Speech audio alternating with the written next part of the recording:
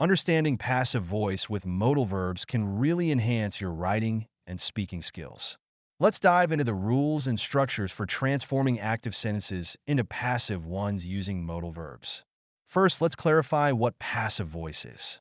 In passive voice, the focus shifts from the doer of the action to the receiver of the action. The structure typically follows this pattern: subject plus modal verb plus be plus past participle. Let's start with can. In active voice, you might say, the teacher can explain the lesson. In passive voice, it becomes the lesson can be explained by the teacher. Next is could. For example, the students could finish the project. In passive voice, it changes to the project could be finished by the students. Now, let's look at will. If we say the manager will approve the proposal, the passive version is the proposal will be approved by the manager. Moving on to may, we have the committee may review the application. In passive voice, it's the application may be reviewed by the committee. With might consider, they might change the schedule. In passive voice, it becomes the schedule might be changed by them. Now let's tackle should. For instance, you should complete the assignment.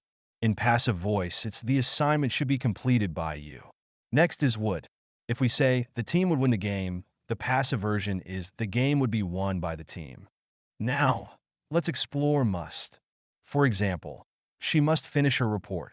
In passive voice, it changes to the report must be finished by her. Then we have ought to. If we say they ought to follow the guidelines, in passive voice, it becomes the guidelines ought to be followed by them. Now, let's look at the perfect modals. Starting with could have, we might say they could have solved the problem. In passive voice, it's the problem could have been solved by them. For should have, consider, you should have attended the meeting. In passive voice, it becomes the meeting should have been attended by you. Next, must have.